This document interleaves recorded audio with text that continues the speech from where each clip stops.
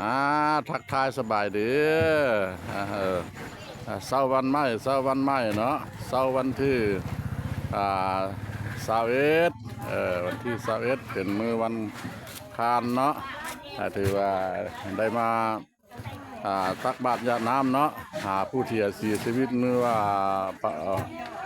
มื้อปลงศพวัง2-3มื้อหั่นล่ะเนาะแต่ว่าครบรอบ3มื้อเพิ่นจะได้ทำบุญทำกุศลแล้วทางพ่อบ้านพระเลาะนี่ก็สิได้มาตักบาตรญาติน้ำเนาะทำบุญทำกุศลนั่นนี่แหละเพิ่นกำลังหากระเดียวเพิ่นอันนี้เราเป็นบาทเด้อมีบาทนี่ละมีเก้าหน่วยเนาะ1 2 3 4 5 6 7 8เด้อบาทมีเก้าหน่วยที่ซีเมนพระสงฆ์ซีเมนเก้ารูปเนาะอันนี้แหละคือขบวนมวลชนพ่อแม่ประชาชนเพิ่นได้มาตักบาตรทำบุญทำกุศลเนาะหาบิดามารดาญาติพี่น้องมันเพิ่นกำลังทยอยเข้ามาเยอะสบายดีมาทำบุญกุศลเนาะผู้ใดก็มีแต่ผู้งามๆมีแต่ผู้สวยๆน่ายิ้มตาหวานนะมาทำบุญทำกุศลเนาะว่าตั้งใจมาทำบุญทำกุศลน่ายิ้มตาหวานเลยมั้ยกันมาใส่บ้านแล้วไปโอ้ยห่วง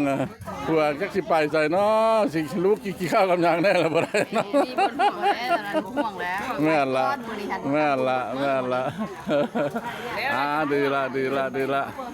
เฮาทำบุญเนี่ยเนาะมันบ่มีมันเสียเป้าเนาะ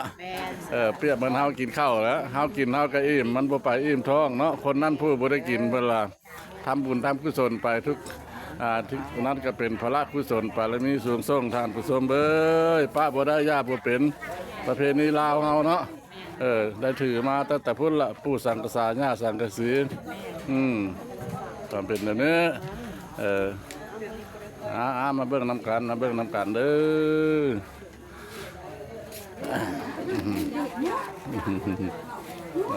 อันนี้แหละคือ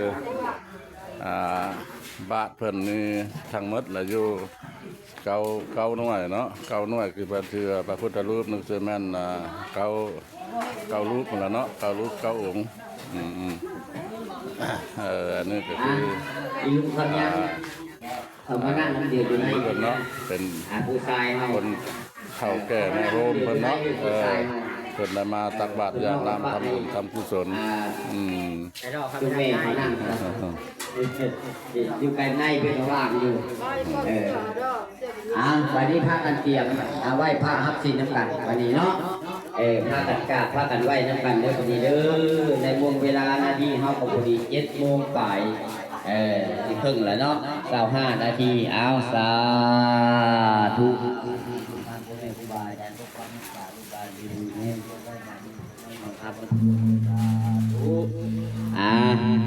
ผู้ประจำข้องเรา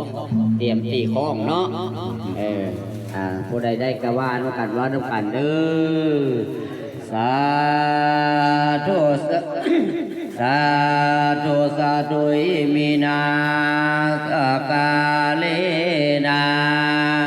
ทางพุทธังปิปุตยามาอาระหังสัมมาสัมพุทโธภาควาพุทธังภาควันตังอภิวาเทมิอิมินาสกาเลนะทางธัมมังอภิปุตยามาสวากขาโตภะคะวะตาธัมโมธัมมังนัมมัสสามิอิมินาสกาเลนะทังสังฆังอภิปุตยามาสุปฏิปันโนภะคะวะโตสาวกสัง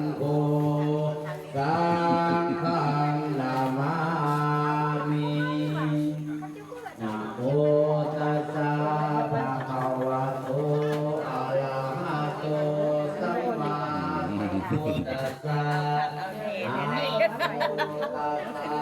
ภะคะวะโตอะระหะโตสัมมาสัมพุทธัสสะ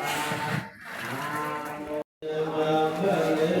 ภะลาติกาภะลังเจติเตภะคะวิโมชาเลนะอิติเจตาภะโรชานาหะภะคะโตภะโมทัสสิกุณังกะกังนังภะลังสุภาปะตังสุโหติกังสุขันโนโมโตจะโตอิทังพมะตะวิสุปัสสะกินังกายกัมมังวาจากัมมังปัสสะกินังปัสสะกินังมโนกัมมังปณิทิเตปัสสะกินังปัสสะกินังนิกะตวะมะละภังเตปัสสะกิเน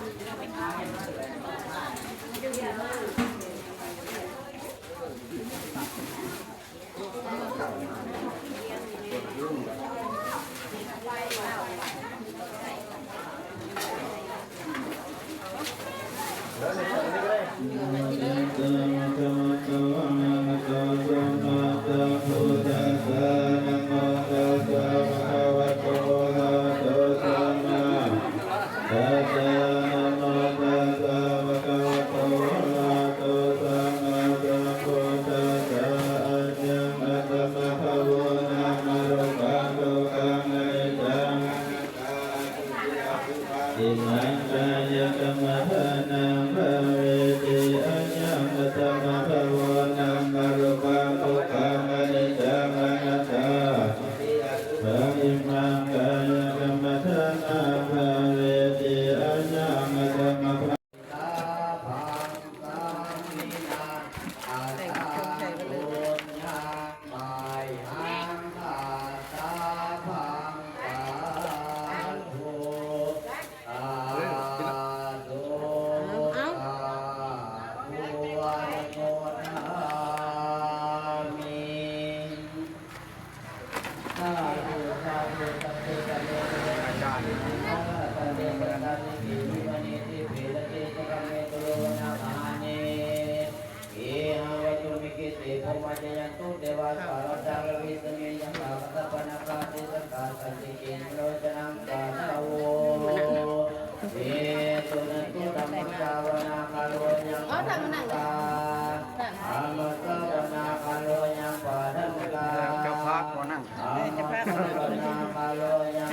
ให้เจ้าหัวหน้าพักมาครับ